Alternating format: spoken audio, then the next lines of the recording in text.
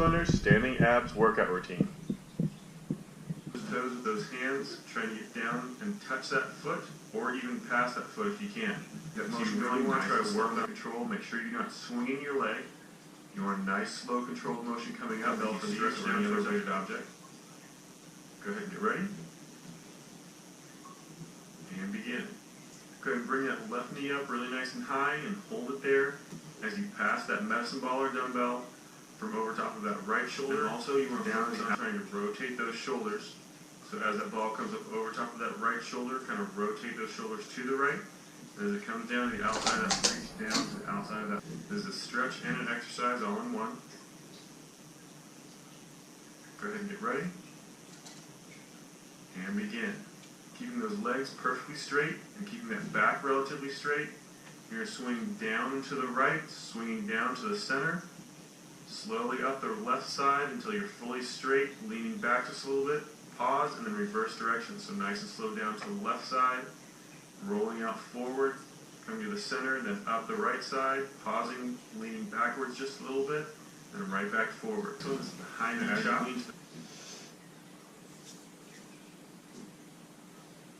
Go ahead and get ready. And begin. So really drive that knee up nice and high, pulling those arms down, crunching forward just a little bit. And then drive that knee right back up again. That right arm up and turn that right knee out to the side. And then slowly draw your knee up really nice and high at the same time as crunching that back after the elbow down. Really focus on trying to pull that shoulder down into that. Hello everybody. As I mentioned in my previous vlog, I said I was going to start talking about losing weight. And this is not easy for me because I've always been very self-conscious about my weight. My weight has yo-yoed since I have been a teenager. Monkey, come here. You're all right. Come on. Thank you. You weren't being paid attention to? It's okay. You're a good girl. You stink a little bit. I think it's time for a bath.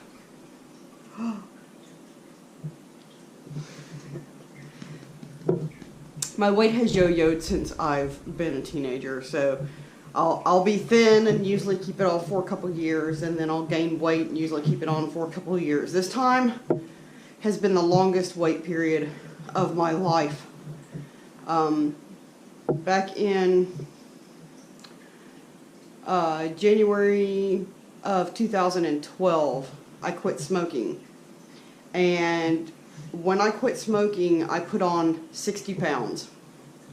That is a lot, especially on my frame. I am 5'2", and the way I'm built, I am seriously like, okay, normally people say like, oh my god, I've totally got to lose 5 pounds.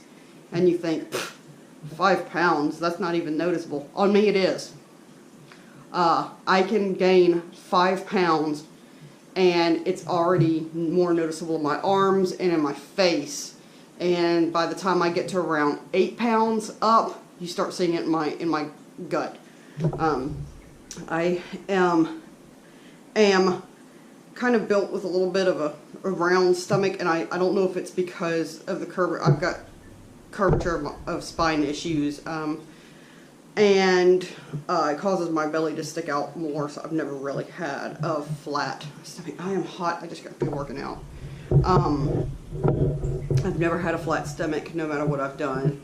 And even when I was 99 pounds, my thighs, they rub. I'm never going to have a thigh gap. I have come to terms with that. I've come to terms with the fact that I'm never going to have like a, totally flat, firm stomach. That's fine. That's not what I'm looking for. I need to lose. I had gotten down to 132 was the lowest, and then I started putting it back on. I saw that I was starting to gain back instead of losing, and I thought, well, you know, there's all the excuses. Well, summertime, I'm going to wait until, you know, I'm enjoying my ice cream at Dairy Queen right now. So, and then, oh my God, well, I can't cut out sugar now because we're going to Disney and I'm going to have my first Dole Whip. This is literally what I said out loud to my husband last year. I can't cut out sugar because I'm going to have my first Dole Whip and I don't want it to make me sick because of the sugar. So I can't really cut out the sugar now. I'll wait till after Disney. And then after Disney came, and I actually did not really make treats for Christmas this year. I made a couple things, but not like I normally do. So as far as the holidays went, I did fairly well of not eating a bunch of baked goods and stuff. Oh my God, I am dying right now. But everything that I've gained, I have gained back. I am back up to 147. And it's just, it's devastating for me. And it's hard for me to even talk about my weight because, okay, this is really unfair. It's like people don't seem to expect you to want or need to lose weight if you are not a certain size. And that's not fair at all. It's like, I guess because I'm 5'2", every time I tell somebody, no thanks, I'm on a diet, I'm watching what I eat, I'm trying to lose weight, their first reaction every time is, why? You're tiny, you don't need to lose weight. I cannot tell you, one, how sick to death I am of hearing that, and two, how horrible it makes me feel inside. It makes me feel bad, and it just makes me want to give up everything and be like, well, screw it, because obviously, you know, I'm tiny. I don't need to lose weight. I'm not tiny. I am clinically overweight, and it is affecting my health. I have reflux issues. It is hard for me to sleep because of my heartburn. I have a hiatal hernia, and when I have more weight because I pack it all in here, it acts up more often when I have weight on me. And I have a heart murmur that acts up more when I have more weight on me. And there are a few other things that the weight causes. And I am not healthy. So I don't want to hear, you're tiny, you don't need to lose weight. I saw you in person and you didn't need to lose weight. Yes, I do. Just because I don't fit someone else's standards of you need to lose weight doesn't mean that I don't need to lose weight. I am unhealthy. I'm going to show you some exercises that I have been doing, and they are 10-minute exercises. I cannot even do the full 10 minutes. I'm out of shape. As well as being overweight, I am very out of shape. My heart is out of shape, and that causes issues too because I'm scared to get my heart too worked up because of my heart murmur, but at the same time, I know I have to get my cardio up in order to burn calories. So there's a whole thing that I struggle with mentally there, you know. We have not been able to walk because it has been freezing all winter, and for some reason this year the cold has really gotten to me. I used to be I love fall and winter person. Now I'm actually looking forward to the summer heat, even though it's miserable in Alabama. I just am getting to where I can't take the cold at all anymore, and all I want to do, I get up out of bed, out of my warm covers, I come and sit on the couch, and I curl up in a blanket, and I sit here all day. I am sedentary. I have a very sedentary lifestyle, and it's my fault, and it's horrible, and it makes me feel bad about myself. And then because I feel bad about myself, I get depressed, and when I'm depressed, I eat, and then I feel bad about myself because I'm eating because I know I'm putting on weight, and it's a vicious cycle. And if you are a stress eater or a depression eater, you understand what I'm talking about. And it is time for me to break the cycle. Motionless in White reference, but seriously, it's up to me. So here are the changes that I am implementing. I have started intermittent fasting. I have done my research before anybody goes, fasting is not good for you. Fasting is very beneficial for you. I'm not doing I'm just drinking nothing but water all day. I can't do that because I do have to watch my blood sugar. I am doing the 16-8 fast. So for 16 hours of the day, I do not eat. And so what I have done is I have cut out breakfast because normally, this is my normal day. I wake up at 6 o'clock when Matt wakes up. I have a bowl of cereal. I send him off to work. I go back to sleep. I sleep until like 1 o'clock in the afternoon because I'm up all night. I've always been like, I don't sleep at nighttime. And so I was like, well, 16-8 would be best for me to do because now my window, I've got an 8-hour time window when I can eat my calories for the day. So at 1 o'clock is when I start. So from 1 to 9, I can get my meals in. So at 6 o'clock in the morning, when I wake up with Matt now, I have a mug of black coffee. Black coffee, when you're doing a 16-8 fast, or a 5-2 fast, which is 5 days you eat your normal calories and 2 days you eat 500 calories.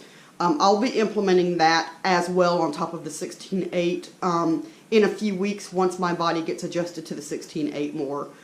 In the morning time when I get up, I have a cup of black coffee. You're allowed black coffee or unsweetened tea or water.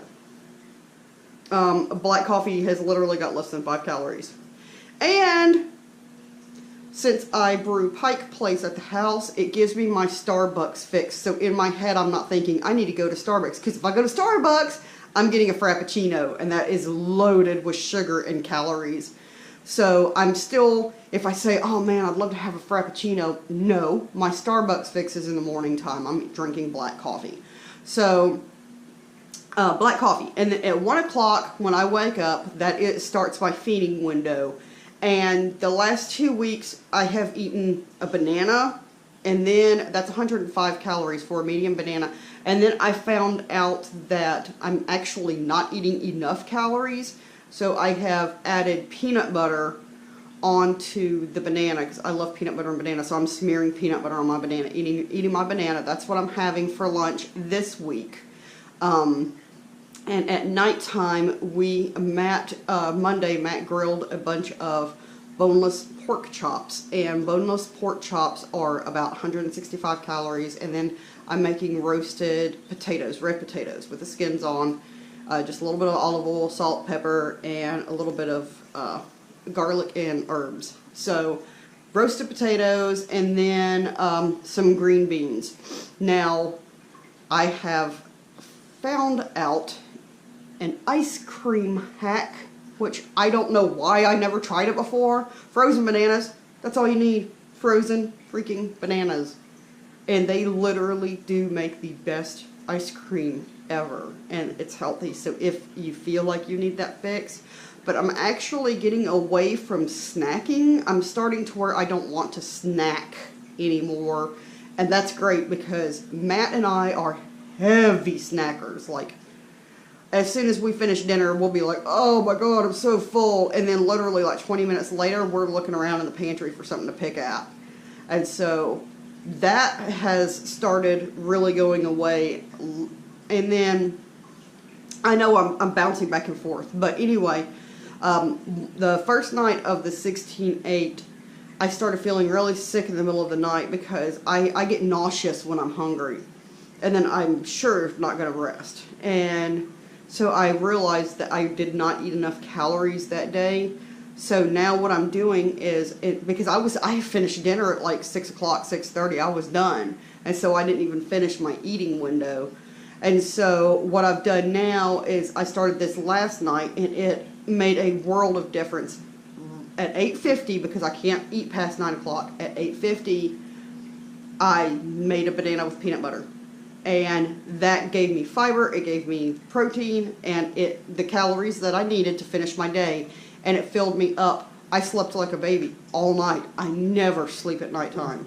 And so I slept all night long, and that helped so much. So now I'm going to eat a snack right before bed. We've got some apples too. So apples or a banana or apple and peanut butter if you need to finish your calories. That's if you can eat peanuts. This is what I'm doing.